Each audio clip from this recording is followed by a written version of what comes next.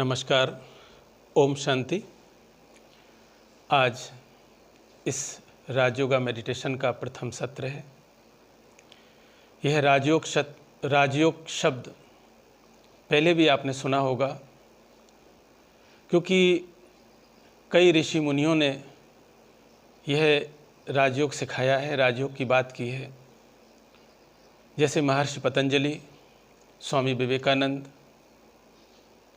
गीता में भी राजयोग की बात आती है। लेकिन यहाँ प्रजापिता ब्रह्मा कुमारी ईश्वरीय विश्वविद्यालय में यह जो राजयोग ध्यान आपको सिखाया जाएगा, ये अति सरल है। अगर हम इसको सहज राजयोग कहें तो ये कोई अतिशयोक्ति नहीं होगी और बहुत ही व्यवहारिक है। आज का ये सत्र आरंभ करने से पहले चलिए 2 मिनट हम साइलेंस में परमात्मा की स्मृति में बैठते हैं।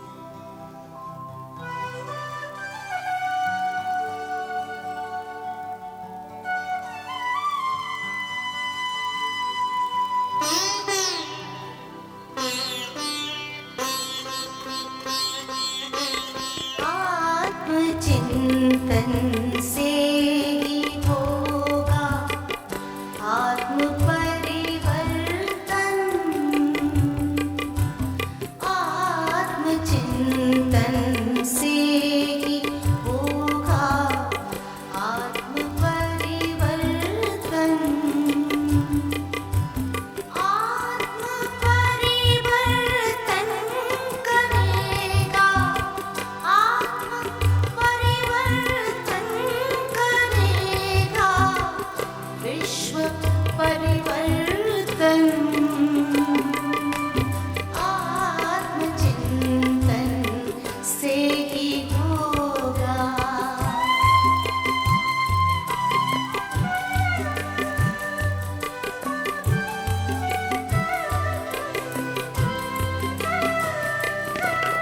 विश्व के कल्याण हित कुछ एक पल को लीजिए। विश्व के कल्याण हित कुछ एक पल को लीजिए। शांत और एकांत मन में ध्यान इतना दीजिए। शांत और एकांत मन में ध्यान इतना दीजिए। हम कौन आए क्यों यहाँ, हम कौन आए क्यों यहाँ, करें आत्म अन्वेषण। आत्मचिंतन से ही होगा आत्म परिवर्तन।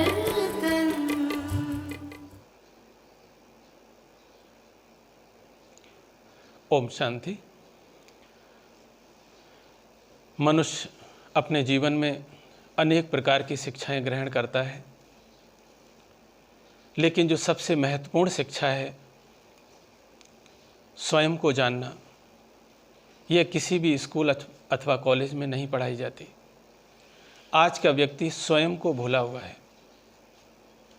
हम अपने जीवन में प्रायः 2 शब्द बहुत उपयोग में लाते हैं, एक मैं और दूसरा मेरा।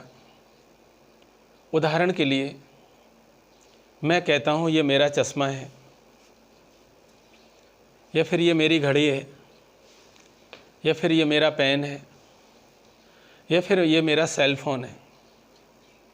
तो ये सेल फोन मेरा है, इसको मेरा कहने वाला मैं अलग हूँ और ये सेल फोन अलग है।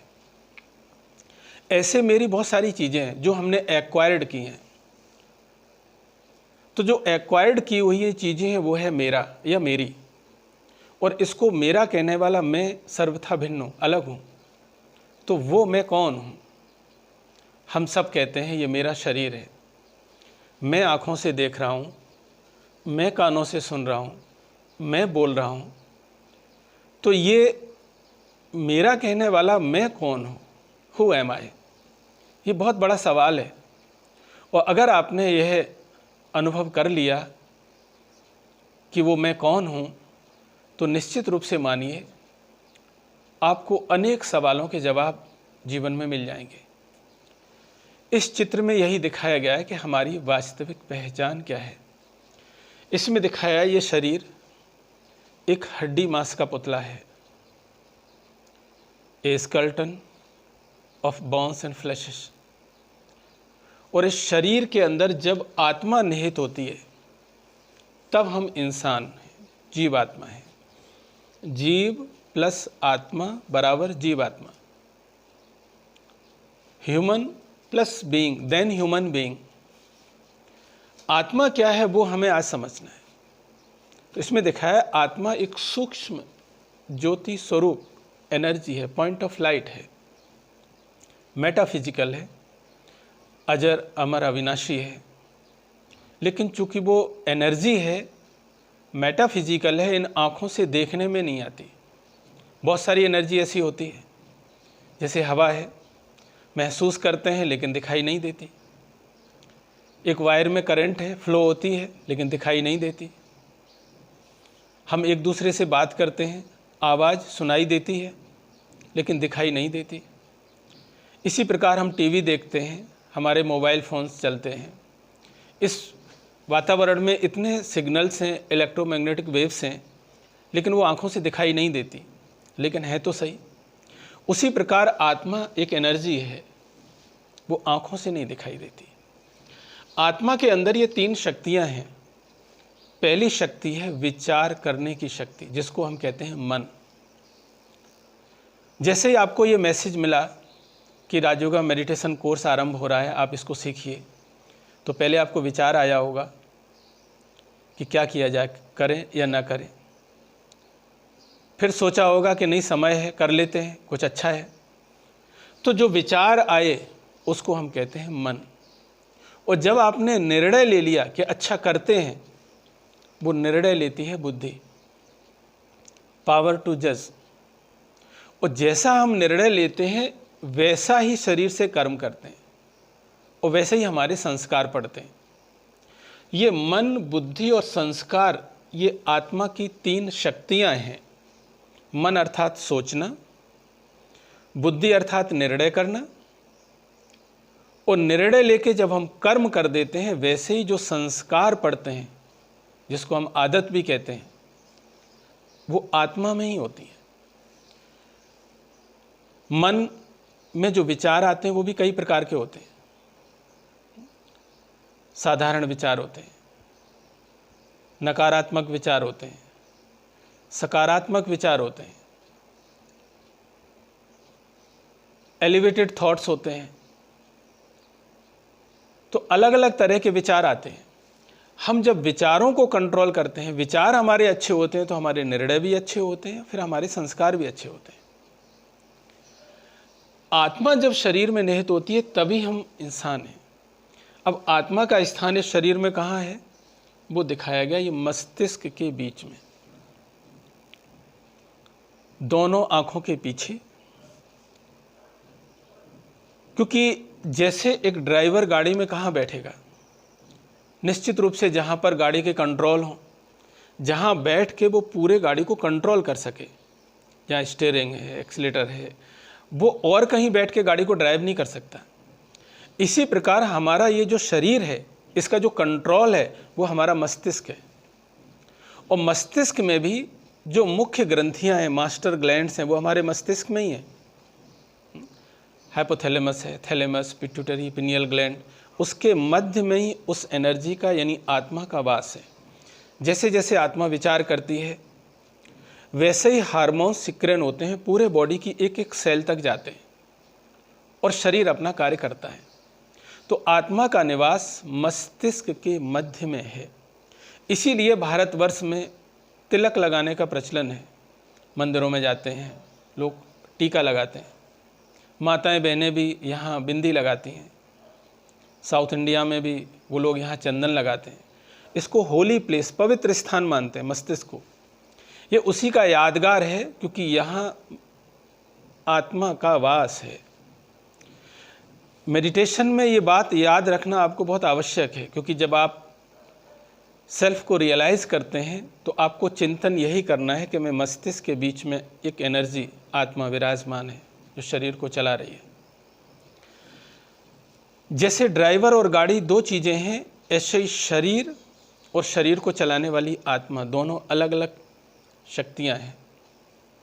शरीर प्रकृति का बना हुआ है, आत्मा पुरुष है जो इस शरीर को चला रही है।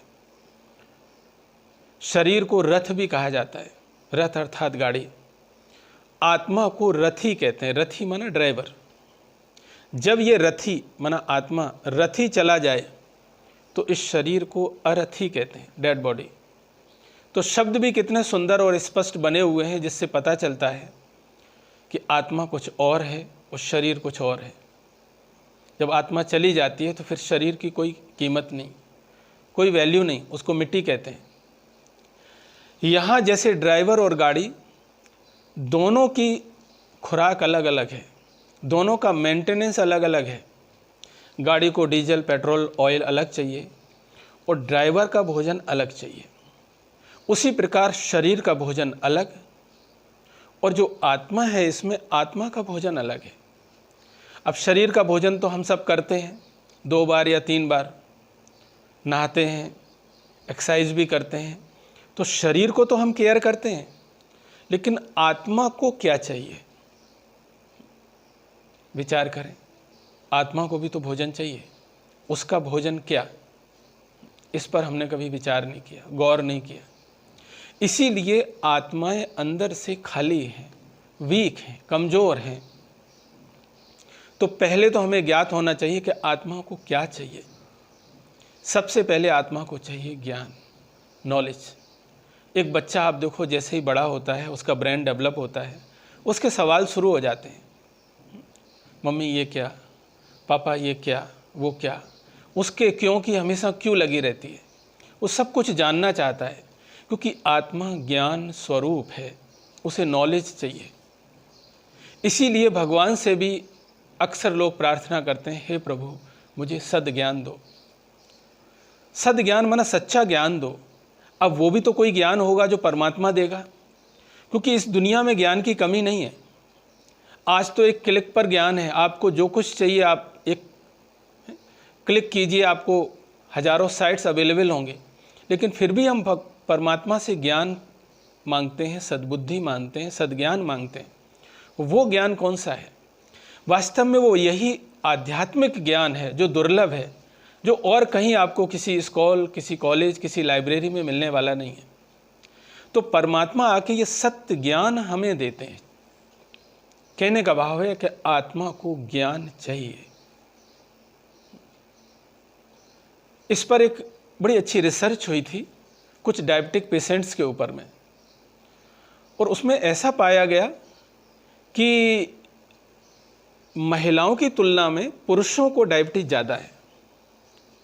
जब उसकी और रिसर्च की गई तो पाया गया कि जो महिलाएं हैं ओपन होती हैं, बहनें ओपन होती हैं, उनके वो ज़्यादा दिनों तक कोई बात रखती नहीं है अपने पास, कहीं ना कहीं शेयर कर लेती हैं, नहीं तो इमोशंस आ जाएंगे, वो निकाल देंगी बाहर।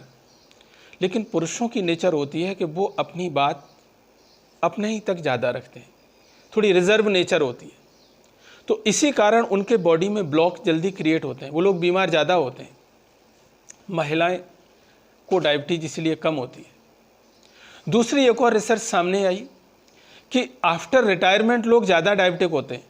जब तक एक्टिव सर्विस में थे, कुछ नया सीख रहे थे, ज्ञान, डेली नए नए चैलेंज, नई नई बातें, तो बुद्धि चलती थी, कुछ सीखना था डेली। लेकिन जब रिटायर्ड हो गए, घर पर बैठ गए, तो फिर वही चेहरे गिने चुने, वही रोज़ की बातें। तो जैसे ही ज्ञान जो मिल रहा था, उन्नति हो रही थी, वो बंद किया गया, तो शरीर बीमार हो जाता है। तो आत्मा को ज्ञान चाहिए, ये उसका भोजन है, ये उसकी खुराक है। दूसरी चीज, आत्मा पवित्र है, सोल है, वो प्योर है अंदर में। जैसे एक छोटा सा बच्चा होता है, हमें कितना प्यारा लगता है। कभी हमारा माइंड अपसेट है, मूड ऑफ है, कोई बहुत समझा रहा होगा, कि उस बात को भूल जाओ, उसे माफ़ कर दो, लेकिन हमारे मन में, चित्त में वही बात घूम रही होगी। उसी समय एक छोटा सा क्यूट सा बच्चा आकर आपकी गोदी में बैठ जाए और कुछ अपनी बातें करने लगे, मुस्कुराने लगे, तो थोड़े समय के लिए आप सब बातें भूल जाओगे। तो वो कौन सी बातें हैं जो आपको हील कर रही हैं, जो आपको गुड फील करा रही हैं? वास्तव में उस बच्चे की अपनी पवित्रता है कि उसको देख के ही, उसको पास में आते ही हमें अच्छा लगने लगता है। पवित्रता दो तरह की होती है, एक है मन की पवित्रता और दूसरी है बाहर तन की पवित्रता। आप अनुभव करते होंगे कि जब आप नहा धो के स्वच्छ कपड़े पहन के बैठते हैं तो फीलिंग अलग होती है, और बगैर नहाए धोए, स्वच्छता नहीं है, आप ऐसे ही बैठे हैं, तो आपके विचार अलग तरह के होते हैं। तो बाहर की स्वच्छता भी आवश्यक है, साथ साथ मन की स्वच्छता भी आवश्यक है कि जो हमारे मन के विचार हैं वो बहुत ही ट्रांसपेरेंट हों। हम जैसे अंदर हैं हम वैसे ही बाहर दिखें। बच्चे इसीलिए अच्छे लगते हैं क्योंकि वो अंदर और बाहर एक जैसे होते हैं। तो आत्मा की जो दूसरी वैल्यू है, जो गुण है, वो है पवित्रता। तीसरी चीज, आत्मा को शांति चाहिए, पीस। आज आप देखो दुनिया में सबसे ज़्यादा अगर किसी चीज़ की लोगों को तलाश है तो वो शांति है। हमें क्यों लगता है कि हमें शांति चाहिए? क्योंकि आत्मा का जो ओरिजिनल गुण है वो शांत है। जैसे हमें प्यास लगती है, आपने कभी विचार किया ये प्यास लगती क्यों है? इसके दो कारण हैं। एक तो हमारे शरीर के अंदर पानी की मात्रा ज़्यादा है, ये पानी से बना हुआ है, और दूसरी बात है कि उस पानी के लेवल में अभी थोड़ी कमी आ गई है, तो हमें ऑटोमेटिक प्यास लगती है। हम पानी पी लेते हैं और उतना ही पीते हैं जितनी प्यास है, तो तृप्ति हो जाती है। उसी प्रकार यदि कभी हमें लगता है कि हमें शांति चाहिए, इसका अर्थ भी क्या हुआ? हमारे अंदर शांति पहले से है, लेकिन अभी उसमें थोड़ी कमी आ गई, तो लगता है कि थोड़ी शांति चाहिए। तो भाइयों बहनों, शांति कहीं बाहर नहीं है, शांति आत्मा का अपना मौलिक गुण है। बस आवश्यकता है तो उसको अभ्यास में लाने की, कि किस तरह हम अपने उस शांति को, पीस को मेंटेन करके रख सकें। इसी प्रकार आत्मा का जो चौथा गुण है वो है प्रेम। आत्मा प्रेम स्वरूप है। हर आत्मा प्रेम चाहती है। जब इंसानों से प्यार नहीं मिलता तो लोग गीत गाते हैं, तो प्यार का सागर है, तेरी एक बूंद के प्यासे हम। क्योंकि दुनिया में जो प्यार है वो कंडीशनल हो गया। प्राप्ति है तो प्यार है, और जब आपसे किसी को कुछ प्राप्ति नहीं है, इतने वृद्धाश्रम बने हुए हैं, ओल्ड एज होम्स बने हुए हैं, इसी बात का प्रमाण है कि जब बच्चों को आवश्यकता थी तब पेरेंट्स साथ में होते हैं, लेकिन जब आवश्यकता नहीं होती तो उनको वृद्धाश्रम में भेज देते हैं। तो दुनिया का प्यार कंडीशनल है। तो आत्मा प्रेम स्वरूप है। हर आत्मा प्रेम चाहती है। कोई भी व्यक्ति दुनिया में ऐसा नहीं है जो चाहे कि हमें कोई नफरत करे। इंसान तो क्या, जानवर भी प्यार चाहते हैं। इस पर भी काफ़ी रिसर्च हुई है। कुछ जानवरों को झुंड में रखा गया, उनको जो फीडिंग्स दी गई, चारा दिया गया, वो एक समान था। सारे जानवर बहुत हेल्दी थे। बाद में उन सबको अलग अलग कटघरों में बंद कर दिया।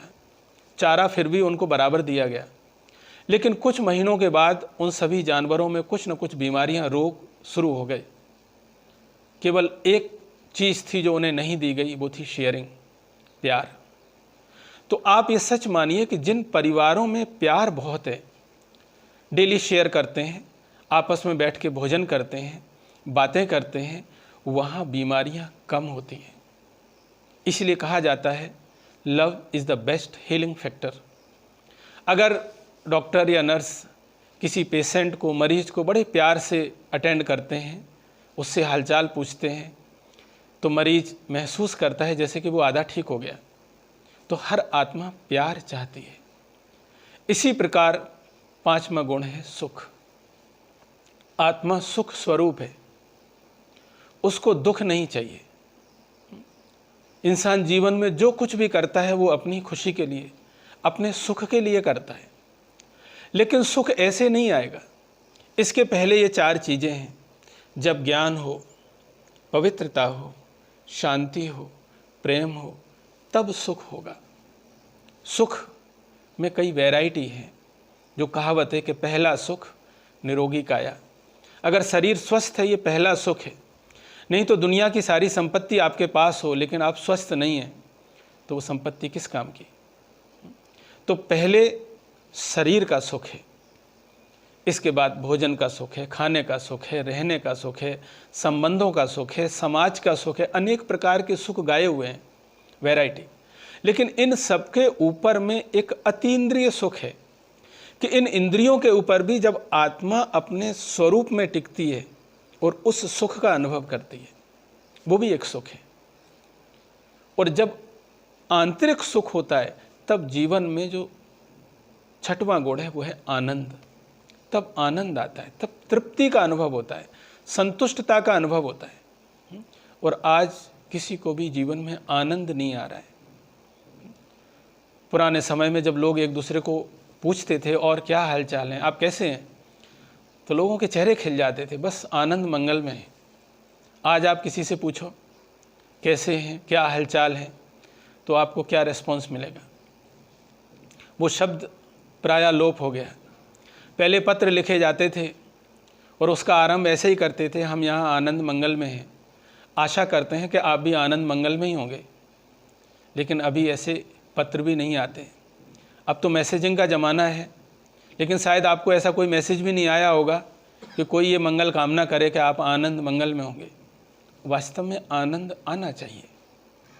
आप विचार करें, हम क्या लेके आए थे और क्या लेके जाने वाले हैं। इंसान को क्या चाहिए? 2 रोटी। अगर वो चाहे तो खुश रह सकता है, लेकिन ये एक बहुत बड़ी कला है कि किस तरह रहे। आज से 60-70 साल पहले लोगों के पास इतने साधन नहीं थे, लेकिन वो लोग बहुत मौज में थे, आनंद में थे। लेकिन आज सब कुछ होते हुए भी व्यक्ति अंदर से खाली है, जीवन में उस आनंद की, सुख की अनुभूति नहीं है। और जब आनंद आता है जीवन में, तब आत्मा में जो 7वां गुण है वो है शक्ति, विल पावर। तब विल पावर आती है और आज शक्ति की ही कमी है। सन 1988 में 88 में ब्रह्मा कुमारीज की जो एब्रॉड ब्रांचेस हैं, वहाँ एक अभियान निकाला गया, कैंपेन निकाला गया। उसका टाइटल था global cooperation for a better world. उन्होंने क्या किया, उसमें एक क्वेश्चनर तैयार किया था जिसमें कुछ क्वेश्चन थे, जैसे कि क्या आप चाहते हैं बेटर वर्ल्ड हो, बेहतर दुनिया हो। ये अभियान लगभग 129 देशों में चलाया गया।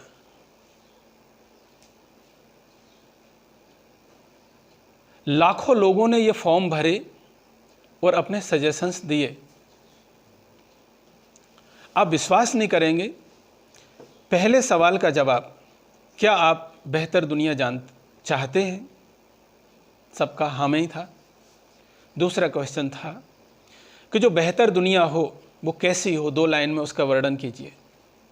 वो भी लगभग सबका एक जैसा ही था। सबने लगभग यही लिखा कि जो बेटर वर्ल्ड हो वो ऐसा हो जहाँ सब सुखी हों, सबका आपस में बहुत प्यार हो, कोई अभाव नहीं हो, सब सुखी हों। तीसरा क्वेश्चन था कि जो बेटर वर्ल्ड होगा उसमें आपकी नेचर कैसी होंगी, आप कैसे होंगे, उसका कुछ वर्णन कीजिए। लोगों ने वो भी बहुत अच्छा लिखा कि हम भी एक बहुत नेक इंसान होंगे, बहुत लविंग नेचर होगी, हम बहुत आपस में प्यार से रहेंगे। और चौथा क्वेश्चन था, क्या आपने इसकी शुरुआत की है। वही मेजॉरिटी का नेगेटिव था। कुछ का था कि हम विचार तो कर रहे हैं, कुछ का था हम सोचते तो हैं लेकिन हम कर नहीं पाते। उस पूरे अभियान का जो निचोड़ था, जो कंक्लूजन था, वो यही था कि आज लोगों में ज्ञान तो है, क्या अच्छा है क्या बुरा है, क्या करना चाहिए क्या नहीं करना चाहिए, ज्ञान तो है, लेकिन इतनी आंतरिक शक्ति नहीं है कि वो कर पाए। उदाहरण के लिए हम सब जानते हैं कि क्रोध नहीं करना चाहिए, और क्रोध करके आपको अच्छा भी नहीं लगता है। लेकिन फिर भी अगर हम आपको पूछें कि आपको क्रोध आता है, तो मेजॉरिटी यही कहेंगे हाँ, क्रोध आ जाता है। हम चाहते तो नहीं हैं, लेकिन आ जाता है। इसका अभिप्राय क्या है कि हमें नॉलेज तो है, हमें ज्ञान तो है कि नहीं करना चाहिए, लेकिन हमारे में वो शक्ति नहीं है कि हम उसको कंट्रोल कर पाएं। तो 7वां गुण है शक्ति। इस प्रकार आत्मा के ये मौलिक 7 गुण हैं: ज्ञान, पवित्रता, शांति, प्रेम, सुख, आनंद और शक्ति। जिस प्रकार ये शरीर 5 तत्वों से बना हुआ है, उसी प्रकार आत्मा ये 7 गुणों का स्वरूप है। हम उसको कहते हैं वो सतोगुणी है, वो उसी से बनी हुई है, उसको वही चाहिए। आप इतिहास उठाइए, जितने महापुरुष हुए, चाहे महात्मा गौतम बुद्ध थे, महावीर स्वामी थे, ये राजकुमार थे, राजाई घराने से थे, क्या नहीं था इनके पास। लेकिन जब उन्हें ज्ञान की प्यास लगी बुद्ध को, तो सब कुछ छोड़ के वो जंगलों में चले गए, क्योंकि उन्हें सत्य ज्ञान चाहिए था। किसी को शांति की तलाश थी तो वो जंगल में चले गए सब कुछ छोड़ के। किसी को सुख की तलाश थी, किसी को आनंद की तलाश थी, किसी को शक्ति चाहिए थी, क्योंकि आत्मा के यही मौलिक गुण हैं जो आत्मा चाहती है। तो वास्तव में मेडिटेशन और कुछ नहीं है। मेडिटेशन अर्थात इन 7 गुणों को कैसे हम बढ़ाएं। अगर आज व्यक्ति में कोई एक गुण भी आ जाता है तो व्यक्ति नाम कमा लेता है। किसी में परफेक्ट नॉलेज है, ज्ञान है, किसी पर्टिकुलर फील्ड की ही है, भले स्पेशलाइजेशन है, सुपर स्पेशलाइजेशन है, व्यक्ति फेमस हो जाता है सारे शहर में कि वो सुपर स्पेशलिस्ट है। किसी में प्योरिटी है, कोई बहुत ही शुद्ध हृदय का है, अंदर बाहर बिल्कुल ट्रांसपेरेंट है, क्लियर है, सब लोग उसको चाहते हैं। किसी के स्वभाव में बहुत प्यार है, बहुत लविंग नेचर है, सब लोग उसको चाहते हैं। किसी का स्वभाव बहुत शांत है, तो भी सब लोग उसे चाहते हैं। कोई बहुत खुशनुमा है, तो भी सब उसे पसंद करते हैं। कहने का भाव है, अगर एक गुण आ जाए तो व्यक्ति नाम कमा सकता है, और जिसके अंदर 7 ही गुण आ जाए तो वो पर्सनैलिटी कितनी डायनेमिक होगी, वो व्यक्तित्व कितना अच्छा होगा, कितना सुंदर होगा। तो वास्तव में आत्मा को यही 7 गुण चाहिए। जिस प्रकार यदि शरीर को हम शुद्ध भोजन न दें, अशुद्ध भोजन दें, तो ये शरीर हमारा बीमार पड़ जाएगा। उसी प्रकार आत्मा को यदि हम इन गुणों का भोजन नहीं देंगे, शांति के बजाय अशांति हो, सुख के बजाय दुख हो, प्रेम के बजाय लोग स्वार्थी हों, नफरत करें, तो जब उसको अशुद्ध इनपुट मिलेगा तो आत्मा भी बीमार होती है। आज के समय में मनोरोग क्यों बढ़ रहे हैं? इतने लोग जो आप सुनते हैं सुसाइड कमिट कर रहे हैं, क्यों कर रहे हैं? क्योंकि उन आत्माओं को वास्तविकता में जो इनपुट चाहिए था, जो प्यार चाहिए, जो शांति चाहिए जीवन में, जो खुशी चाहिए, वो नहीं मिल रहा है। उनको इनपुट समाज से गलत मिल रहा है, इसीलिए वो गलत कदम उठा रहे हैं, लोग डिप्रेशन में जा रहे हैं। और यहाँ पर आप सीखेंगे कि कैसे हम आत्मा को सतो प्रदान बनाएं, वो 7 गुण कैसे आत्मा के अंदर आएं, इसका ही हमें अभ्यास करना है। यही बहुत आवश्यक है। तो चलें कुछ मिनट के लिए हम अभ्यास करते हैं ये कि कैसे हम अपने इन गुणों का विकास करें अंदर ही अंदर। आज एक गुण हम लेते हैं शांति, और सारा ही दिन आपको यही चिंतन करना है कि मैं आत्मा शांत स्वरूप हूँ, I am a peaceful being. आप दूसरों को भी जब भी देखें तो उसी नज़र से देखें कि सामने वाली आत्मा भी शांत स्वरूप है। उसका जो ओरिजिनल नेचर है, जो गुण है, वो शांत है। भले वो गुस्सा कर रहा है, लेकिन असली गुण शांत है। क्रोध कर रहा है, चूँकि उसका संस्कार पड़ गया है, वो ऐसे वातावरण में रहा है, लेकिन असली गुण शांत है। आप उसे उसी भावना से देखना। तो सारा दिन आप एक ही अभ्यास करें कि मैं आत्मा शांत स्वरूप हूँ। और ये आपको 21 बार लिखना भी है। ये होमवर्क आपको मिलने वाला है, और भी होमवर्क आपको आएगा मैसेज में, आप उसको अवश्य पूरा करें। आप इसको 21 बार अवश्य लिखें कि मैं शांत स्वरूप हूँ। तो चलें कुछ मिनट के लिए अभ्यास करते हैं। ठीक से बैठ जाएं, रिलैक्स होकर गहरी लंबी श्वास लें कुछ मिनट के लिए।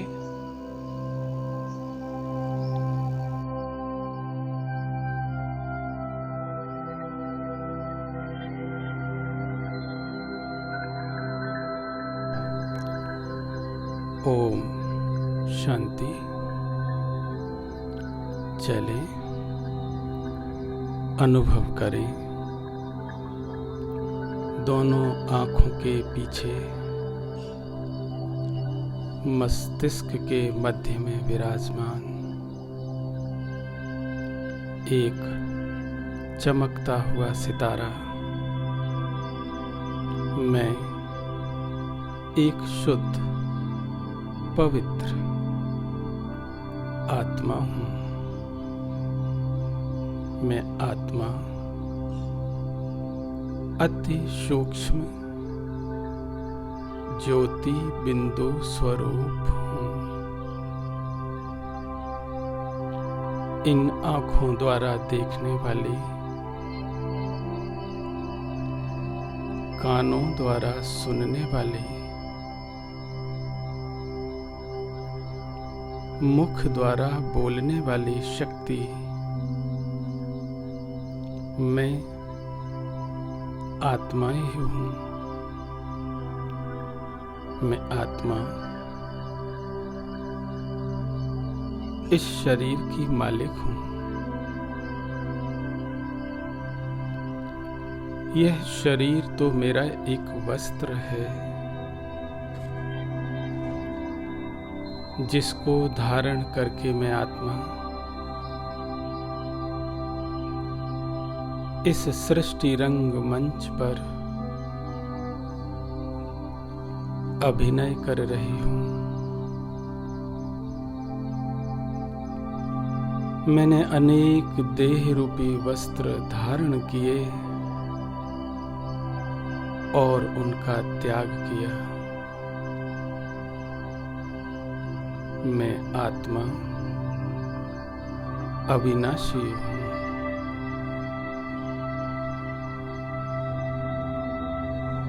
शांत स्वरूप हूँ।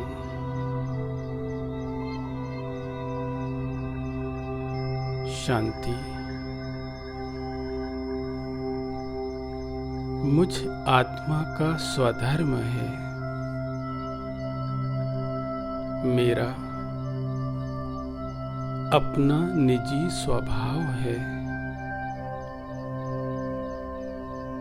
महसूस करें,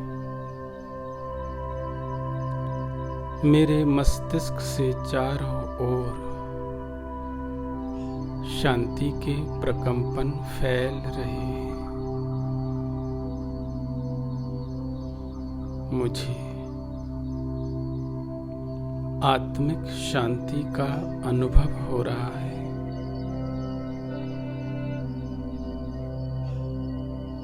मैं आत्मा शांत स्वरूप हूँ।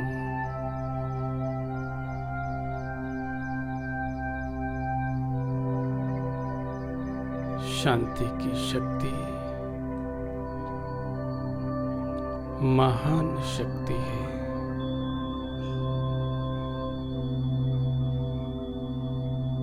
इसलिए मुझे हर परिस्थिति में शांत रहना है। बातें तो आएंगी, चली जाएंगी, लेकिन मुझे शांत रहना है। मैं आत्मा शांत स्वरूप हूँ।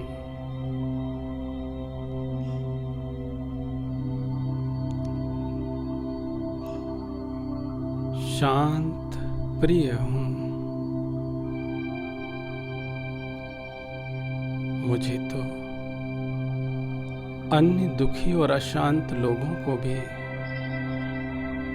शांति का दान देना है। इसलिए मुझे शांति की शक्ति को बढ़ाना है।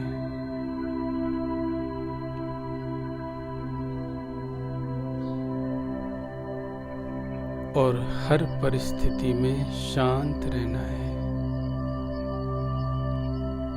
मैं आत्मा शांत स्वरूप हूँ।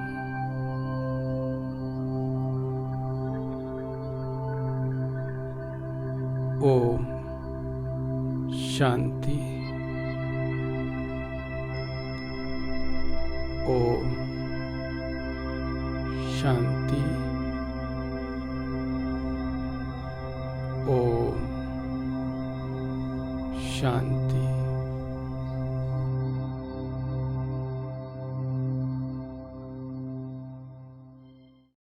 ओम शांति। तो इस प्रकार ये अभ्यास आपको करना है। जैसे जैसे आप अपना अभ्यास ये बढ़ाते जाएंगे, ये ऑरा आपका वैसा ही क्रिएट होता जाएगा। और आप विश्वास नहीं करेंगे, लोग आपको कहेंगे कि आपका स्वभाव कितना शांत है। लोग आपके करीब आना आरंभ हो जाएंगे। इसी प्रकार कुछ और अभ्यास हैं। जब भी आप किसी को देखें अथवा बात करें तो एक आत्मिक भाव हो कि वो भी एक आत्मा है, चैतन्य शक्ति है। आप दैहिक दृष्टि से न देखें, वो छोटा है, बड़ा है, फलाने जाति का है, फलाने धर्म का है। इन बातों से ऊपर उठ के वो भी एक आत्मा है, शरीर को धारण करके अपना रोल प्ले कर रहा है। किसी से भी आपको फिर डर नहीं लगेगा, कोई भी व्यक्ति हो, कोई भी परिस्थिति हो, लेकिन सभी अपना अपना पार्ट बजा रहे हैं। साक्षी होकर इस सृष्टि पर आप खेल खेलें, अपना कार्य करें, तो आपको जीवन में एक अलग ही तरह की अनुभूति होगी। ये होमवर्क जो आपको है, अगर आप करेंगे तो विश्वास कीजिए आपको आज इतनी अच्छी सुकून की नींद आएगी। आपका दिन इतना अच्छा गुजरेगा जो आज से पहले कभी नहीं हुआ होगा। ये जो 7 गुण हैं, इनका जो सोर्स है वो परमात्मा है। हम सबके 2 पिता हैं।